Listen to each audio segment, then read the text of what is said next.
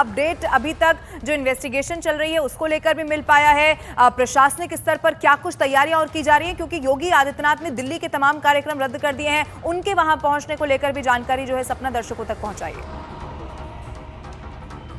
देखिए लवीना, किसी भी चीज की गंभीरता को आप इस बात से समझ सकती हैं कि इस पूरी घटना की न्यायिक जांच के आदेश दे दिए गए हैं। अगर न्यायिक जांच के आदेश दिए जाते हैं तो घटना कितनी बड़ी होती है, और ऐसे में न्यायिक जांच के आदेश दिए गए हैं और वो कमेटी भी यहां आकर चीजों को, तथ्यों को खंगालने की काम करेगी। और साथ ही साथ तैयारी अब वसंत पंचमी के स्नान की भी होगी। देखिए बहुत ज्यादा समय नहीं है लवीना वसंत पंचमी के स्नान में भी, इसीलिए अब सरकार प्रशासन जो वसंत पंचमी का स्नान है उसको लेकर भी तैयारी करेगी। इसी के साथ में जो अपडेट है वो चीफ सेक्रेटरी और डीआईजी यहां पर आएंगे, मौके का मुआयना करेंगे, जो पीड़ित हैं या उनके परिवार वाले हैं उनसे मुलाकात करेंगे। मुआवजे की राशि दे दी गई है, लेकिन सीएम योगी का कल भावुक होना इस बात को दिखाता है कि सरकार कितनी गंभीर है। और साथ ही साथ क्योंकि योगी आदित्यनाथ एक मुख्यमंत्री नहीं है, वो पीठाधीश्वर भी हैं, बतौर योगी उन्होंने जो देखा है वो उनके लिए भी बहुत हृदय विदारक है, उनके लिए परेशान करने वाला है। शायद वही कारण था कि कल उनका गला रुंध गया चीजों को बताते बताते। सीएम को लेकर अभी कुछ ऐसा अपडेट नहीं है, बाकी अपडेट सीएम को लेकर आप अमित से ले सकती हैं कि अमित हमें बता पाएं कि सीएम को लेकर क्या अपडेट। ठीक है सपना, आपने बताया किस तरह से वहां पर जो न्यायिक जांच है उसके भी आदेश दे दिए गए हैं। अमित हमारे साथ मौजूद हैं। अमित, मुख्यमंत्री के वहां पहुंचने को लेकर या जो हाई लेवल मीटिंग लगातार हो रही है अब इस हादसे के बाद, उसको लेकर आपके पास क्या अपडेट है?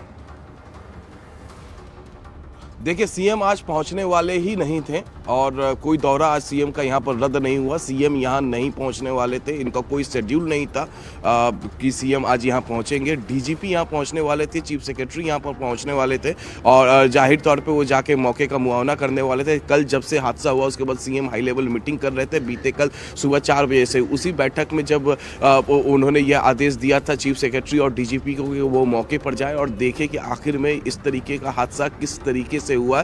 सीएम लगातार बैठकें बीते कल वो कर रहे थे और आखिरकार जैसे ही ये आंकड़ा आया कि 30 की मौत हो गई है, दुखद मौत हुई है श्रद्धालुओं की, जिसमें से 25 का शिनाख्त हो चुका है, 5 का शिनाख्त अभी भी नहीं हुआ है। 4 इसमें से कर्नाटक के रहने वाले हैं और असम के एक शख्स हैं जिनकी दुखद मौत हुई है, एक गुजरात के हैं। तो ऐसे में सीएम काफ़ी ज़्यादा दुखी हो गई और जब वो पत्रकारों से बीते कल वो बातचीत कर रहे थे तो हमने देखा कि किस तरीके से वो दुखी थे, उनका गला भर आया था। बहरहाल सीएम ने न्यायिक जांच का इस पूरे मामले में आदेश दे दिया है और इस मामले में जब जांच होगी तो दूध का दूध निकल कर सामने आएगा। पूरी पोस्टमार्टम होगी कि आखिर किन गलतियों की वजह से इस तरीके का हादसा हुआ है। तो अभी आज जो है डीजीपी और चीफ सेक्रेटरी दोनों स्पॉट पे जाएंगे और देखेंगे कि किस तरीके से ये पूरा मामला हुआ है। ठीक है अमित, सपना आप बने रहेगा, हम लौटेंगे आपके पास। लेकिन बुधवार की रात 1 से 2 बजे के बीच ये पूरा हादसा हुआ।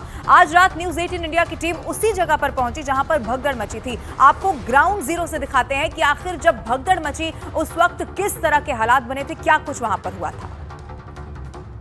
पोल नंबर 155 के पास यह हादसा हुआ। पोल नंबर 155, यहाँ पर श्रद्धालु ब्रह्म मुहूर्त का इंतजार कर रहे थे और जहाँ से भीड़ आई है, मैं एक तस्वीर दिखाऊं तो भीड़ जो आई है बताया यही जा रहा है कि भीड़ इस तरफ से आई है।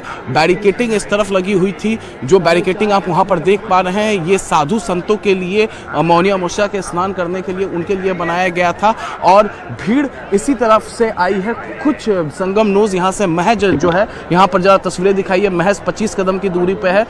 कुछ श्रद्धालु जो हैं वो स्नान कर रहे थे, कुछ यहाँ पर ब्रह्म मुहूर्त का इंतजार कर रहे थे। तभी अचानक कुछ महिलाओं का दम घुटा, सांस लेने में दिक्कत हुई। पीछे की तरफ से भीड़ जो है वो इस तरफ बढ़ गई और बढ़ने के बाद जो श्रद्धालु यहाँ पर बैठे हुए थे और ब्रह्म मुहूर्त का इंतजार कर रहे थे उनके ऊपर से होते हुए ये पोल नंबर 155 को क्रॉस किया। ये वही जगह है जहां पर ये पूरा हादसा हुआ है। वीडियो जर्नलिस्ट युगल आपको लगातार वो तस्वीरें यहाँ पर दिखा रहे हैं। यहाँ पर इसके बाद पोल नंबर 155 के पास यहाँ पर चेंजिंग रूम बनाया गया था और ये चेंजिंग रूम देखिए पूरी तरीके से टूट चुके हैं यहाँ पर, क्योंकि भीड़ जो है वो जो बेकाबू हुई तो वो इस तरफ भागी और उस दौरान जो है यहाँ पर आला अधिकारी मौजूद थे और आला अधिकारी के साथ साथ इस पूरे क्षेत्र में कई एम्बुलेंस थे। तुरंत 20 से 25 मिनट के अंदर जो भीड़ बेकाबू हो गई थी उसको रोका गया, सबको शांत किया गया और उसके बाद यहाँ से रेस्क्यू ऑपरेशन चलाया गया। हादसे वाली जगह से रिपोर्ट हम आपको दिखा रहे थे, वहां पर बहुत दुखद जो तस्वीरें हैं वो देखने को मिली। और अमित का एक बार हम रुक कर लेते हैं। अमित, अभी भी बताया जा रहा है 30 में से सिर्फ 25 लोगों की शिनाख्त हो पाई है, यानी कि 5 लोग अभी भी ऐसे हैं जिनके बारे में कुछ मालूम नहीं पड़ पाया है। आपके पास इसको लेकर क्या और जानकारी मिल रही है, क्योंकि परिजन बहुत परेशान होंगे, अपनों को ढूंढ रहे होंगे। अमित, जाहिर तौर पे जिन्होंने अपने को खोया है वो काफ़ी ज़्यादा परेशान होंगे। 5 की शिनाख्त नहीं हो पाई है अभी तक और प्रशासन जो है लगातार वो कोशिश कर रहा है कि जल्द से जल्द सबकी शिनाख्त हो जाए और सबकी जो बॉडीज है जो अब आखिरी रिचुअल्स के लिए वो जहाँ लेकर जाना चाहते हैं वहाँ उसको पहुँचा दिया जाए। तो ऐसे में प्रशासन भी काफ़ी ज़्यादा परेशान है, आम लोग जिन्होंने अपने को खोया है वो काफ़ी ज़्यादा परेशान है। मुख्यमंत्री योगी आदित्यनाथ ने 25 लाख रुपया मुआवजा देने का ऐलान भी कर दिया है और देखा कि किस तरीके से कल मुख्यमंत्री योगी आदित्यनाथ लगातार दुखी थे। प्रधानमंत्री नरेंद्र मोदी ने 1 घंटे के अंदर 4 बार मुख्यमंत्री योगी आदित्यनाथ से बातचीत की थी। तो चाहे प्रधानमंत्री मोदी हो या फिर मुख्यमंत्री योगी आदित्यनाथ वो दोनों काफ़ी ज़्यादा दुखी थे और किस वजहों से ये हादसा हुआ है। जाहिर तौर पे पहले जो प्राथमिकता थी कि सबका इलाज सही से तरीके से हो जाए और उसके बाद इनका पोस्टमार्टम भी होगा, क्योंकि न्यायिक जांच के आदेश मुख्यमंत्री की तरफ से दे दिए गए हैं। पोस्टमार्टम भी होगा और जिनकी भी गलती इस पूरे मामले में होगी, हादसे में होगी, तो उसकी जिम्मेदारी फिक्स भी की जाएगी यहाँ पे। जी बिल्कुल अमित, अब लगातार कोशिश यही है कि इस हादसे से एक सीख भी यहाँ पर ली जाए। सपना, अब क्योंकि जैसा आप पहले बता रही थी कि अब वसंत पंचमी पर भी जो अमृत स्नान होना है उसकी भी तैयारी होगी और ऐसे वक्त में एक बड़ी जिम्मेदारी अब प्रशासन पर भी होगी, क्योंकि एक घटना यहाँ पर हुई, हालांकि फौरन उससे किस तरह से निपटा गया, जो इंतजाम थे वो एक बार फिर से सुचारू रूप से वहां पर व्यवस्था चली, लेकिन एक बड़ी चुनौती अभी आने वाले दिनों में है प्रशासन के लिए। सपना,